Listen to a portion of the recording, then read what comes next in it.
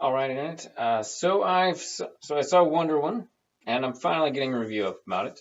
It's a little bit late, but I really want to put out my thoughts about the movie. Even though nothing terribly original to say, other than the fact because all I really have to say is that it was awesome. It was awesome. Uh, and apparently undeniably good. This is the first time in a long time I've said, man, I love that DC movie, and people have not been there to immediately argue with me. I'm sure some people dislike the film, and other people, and don't get me wrong, the film does have its flaws. But honestly, they're all pretty small. So far, honestly, 2017, just one of the best years for comic book movies ever. Lego Batman was awesome. Logan was awesome. Uh, Guardians of the Galaxy 2 was awesome. And now Wonder Woman is also awesome. I don't know how long we can keep up this awesome streak. It makes me very concerned about Spider-Man Homecoming and Thor Ragnarok, as well as not as much worried about Justice League. Um, but hey, like maybe we can have a winning streak the whole year. Who knows? Maybe they'll all actually be flippin' phenomenal. Um, so let's talk about Wonder Woman. First, the non-spoiler version. It's just like it works. Going into the movie, I was a little bit concerned. Let's address the things I was concerned about going into the movie. Going into the movie, I'd heard two things, one of which turned out to be somewhat true, and the other one didn't bother me. The first thing that I'd heard is that it was more Marvel-like, that it would use humor a lot more. And yes, there is humor. When I came into it, I was worried about that because I don't actually always appreciate the way that Marvel does humor. Marvel likes to use humor almost as like a sedative or a Prozac, something to distract us from how serious something is. Like they can't allow a serious note to last without throwing a joke at you to make you remind you, oh, don't take it too seriously, haha. But the thing about that is Marvel is that really delays my ability to really build up to it, that epic moment of grandeur that I'm looking for in a superhero movie. Um, Although not all superhero movies necessarily need that moment, but pacifying the audience with jokes every time things get real is not a good way to get there either. Wonder Woman doesn't do that. Wonder Woman does have a lot of humor, but it's all incorporated naturally. And serious or dramatically awesome moments in Wonder Woman are still allowed to carry out without being ruined by a joke at the end. And I really appreciate that because it was literally the only problem I really had. My only real problem that I had with Guardians of the Galaxy 2, which is also a phenomenal film, is that there were just some jokes in there where it was like, this is forced and it's ruining this dramatic tension that has been established here. Wonder Woman, the jokes are neither forced nor do they ruin dramatic tension at any point. I was very happy with it. Chris Pine is so the charisma that he brings to Steve Trevor is phenomenal. We can definitely see why Wonder Woman has a thing for him. Gal Gadot, or although as a theater major, I want to call her Gal Gadot so much because it's spelled like Gadot, damn it. But if she calls herself Gal Gadot, I guess it's Gal Gadot. Maybe I'm wrong. But she's phenomenal.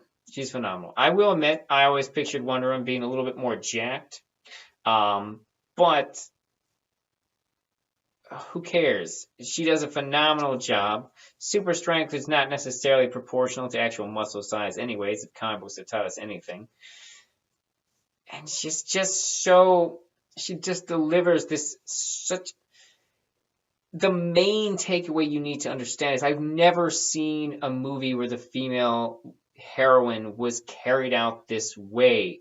It felt this genuinely female and yet not masculine in terms of a superhero big budget action movie. There was no, they didn't over sexualize her, which is a common way to go with a lot of female superheroes or action characters because sexuality is a female power. But they didn't go that way. They imply that she understands and enjoys sex. and that she has sexual feelings, but they never made her a character who was about that. There's a great scene where her and Chris Pine are actually discussing the concepts of uh, biological reproduction and or pleasure, and it's not terribly graphic and it's very tasteful and it's funny. And they don't masculinize her character. She's extremely physically capable and capable of fighting and having incredible action scenes, but she never loses her femininity through all of that. Now, the other things that people I heard about this movie before going in is that some people were complaining about the familiarness of the movie to things like Thor and Captain America: The First Avenger. And the thing about that is that it's true, but like in a really meaningless way. Like it has similarities to this movie, but they're very superficial similarities, and many of them are unavoidable.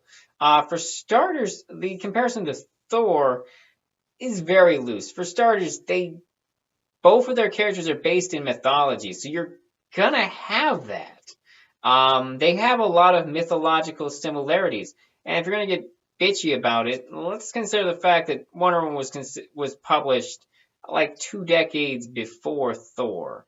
Um, so yeah.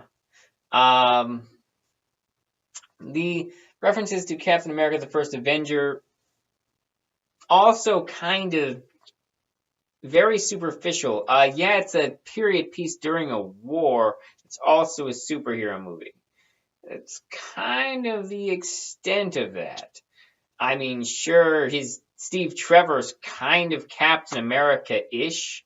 He's a he's an American soldier, very good looking. He probably would have been a good choice to play Captain America, if I'm being completely honest. Um, but that's sort of it. A lot of there's one other similarity that I'll go over that I don't buy into as much as the internet seems to in the spoiler section. But like all the similarities are kind of superficial, and anything you can point to that is similar has basis in the comic books for being in this movie. Some people might say, "Oh, it's a war period epic like Captain America." Well, first of all, that's because Captain America and Wonder Woman both have the same origins, which is the fact they were characters who were published to fight Nazis during World War II. Side note, though, this movie takes place during World War I, so not Nazis. So that is actually a difference between them. But it makes sense that both Captain America and Wonder Woman would share these sort of similarities because they always have. Um, it's not like the movie is deliberately trying to rip off Captain America because it's honestly not. One of the big differences between this movie and Captain America is its depiction of war. Its depiction of war is dramatically different than Captain America's. Captain America, the emphasis is very much on patriotism and fighting for your country and doing the right thing. Wonder Woman is very clearly in your face about this. War is wrong. War is terrible. Wonder Woman is very clearly in your face that Wonder Woman's goal in the movie is to hunt down Ares and end the war. That's it, period. She wants to end all war by killing Ares. That's her central motivation. So there's that, which is very different than what's at the core of Captain America. And actually, this is the major difference between the Marvel and DC universes. The Marvel universe is very much about protecting humanity from supervillains and alien invasions. And the DC universe has that too. But the DC universe also sets us up in this position where it's about saving the world from itself. A lot of people point out the fact that DC Universe is darker. Well, that makes sense because the themes that DC Universe is putting out is ones of redemption and salvation, of the idea that superheroes will help make us better people. And it's hard to tell that right now because we're just barely getting out of the dark phase, the deliberately dark phase of the DC Universe. In Batman vs Superman, they're setting up the redemption through Superman. But let me not get sidetracked on that right now. And let's get back to Wonder Woman. Wonder Woman is, in this movie, the idea is Wonder Woman is here to save us from war itself. And that's what it's all about. So the movie goes into, as much as a PG-13 movie can, into the horrors of war and why trench warfare and World War I and global conflict are terrible. And how they kill innocent people. And it's very well done throughout. Because in many ways, the real villain of the movie is war and conflict itself. Which brings me to the other thing I heard that had me a little bit concerned, which was that the villains were underdeveloped. And what I'll say about that is kind of true. It's kind of true. The movie kind of sets itself up in a way where it makes it hard for us to really. They use a storytelling mechanism that makes it so there's a necessary amount of distance between the hero and the villain for certain reasons. And I'll get more into that in the spoilers part. But essentially, that's what it's about. The real enemy is war itself. And that's what Wonder Woman is prominently telling us, which is very different than Captain America. Where Captain America, the villains were Nazis. Period. So overall, I give Wonder Woman. I give it an A. I give it an A, not an A minus, even though it does have some flaws, and I'll talk about those in a minute. I thought Wonder Woman was fantastic. Everything on the Amazon island is gorgeous. The interactions between her and the other Amazons and her mother and the characters, all fantastic. I enjoyed the side characters, part of her team. Some critics have said they don't feel necessary, and I could see that. But it goes back into what the themes in the movie are, which is the idea of Wonder Woman saving humanity from war. So I understand what they're doing there, and I appreciate it, and it's kind of cool. And the characters themselves are enjoyable and semi-likable. So let's talk spoilers. And 3, 2, I'm giving it an A. It's a great movie. If you haven't seen it yet, go see it. Fantastic. And now spoilers. 1, 2, 3, 4, 5. You should have turned the video off by now. Okay. So here's the deal with the villain thing. As we're introduced into the movie, we're introduced to two various German army officers who are presented as our main villains. They are Ludendorff, who was actually a real general in World War II, and Dr. Poison, who is actually a very old Wonder Woman villain from the World War II era.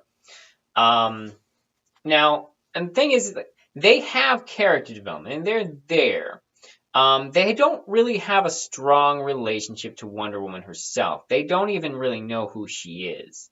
They kind of have a thing with Chris Pine, but it's minimal as well. And this always sort of weakens your ability to heighten between heroes and villains. Now, and this is the big spoiler here, even though this was leaked on the internet way in advance of the actual movie, which is the fact that David Thewlis is playing Ares. So, spoiler on that. The big deal with that being is the fact that the whole idea, if you watch the film, is we were clearly not meant to know that David Thewlis was going to be the villain, because it sets us up thinking that the villain is one character, which turns out to, in fact, actually be this other character. So there's like a twist type deal on who the actual villain is. And that's cool, but it always is going to set you up from a storytelling situation on a mild disadvantage. David Thewlis' character does have more interaction with Wonder Woman than the other villains, and they do have sort of more of a connection that way.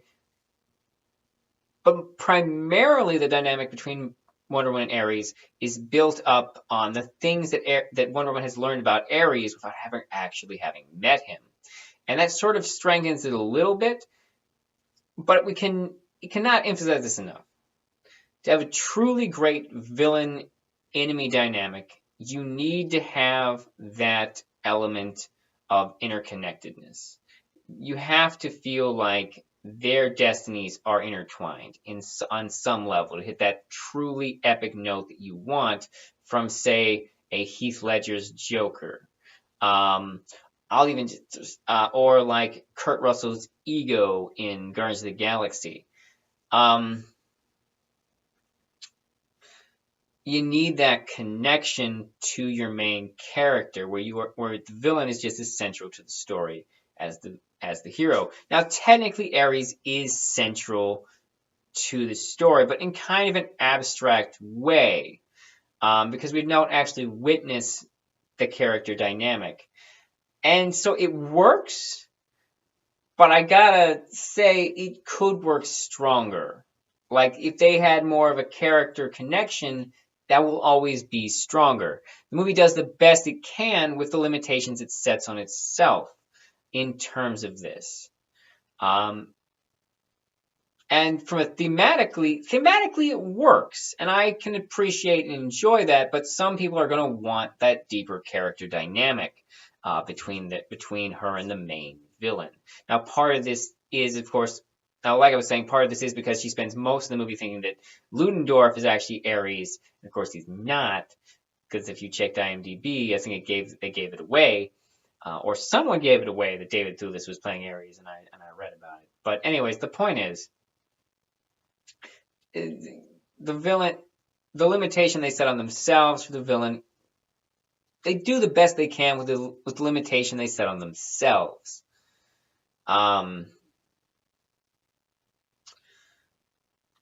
It's I think that's pretty much all the major stuff that I wanted to talk about of the movie. I enjoyed it, and it's literally it is in terms of a female hero, it's very different from anything else I've ever seen.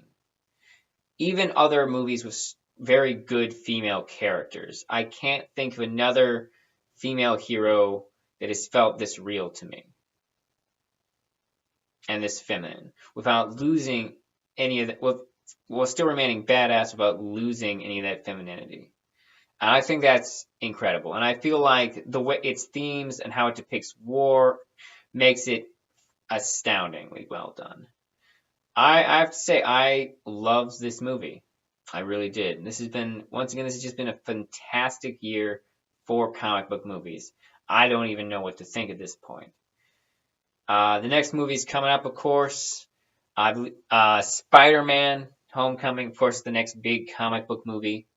I've got high hopes, mainly because of Michael Keaton as the Vulture. He looks like he's going to kill it, and I'm so ready for that. I don't know how I feel about almost anything else they've showed me, especially the Tony Stark stuff. Very skeptical of the Tony Stark angle. It feels unnecessary to me. I don't know. And I don't know how and then there's Thor Ragnarok, which has a lot of cool stuff in the trailer, but I don't know how coherent that movie's going to be from what I've seen in the trailer. And also, my friend from work is the stupidest fucking line in a comic book movie since Storm said that line about the Toad getting struck by lightning, or since Blade made the comment about motherfuckers wanting to ice skate uphill. It's a terrible fucking line, and I hate that it's gone viral. It's the stupidest line I could possibly imagine for him to say. He's the god of thunder. Does he work for the Avengers? Is the Avengers his job? What do you mean your friend from work? Why would you even use that colloquialism? Do you get health insurance from the Avengers? Do you get paid?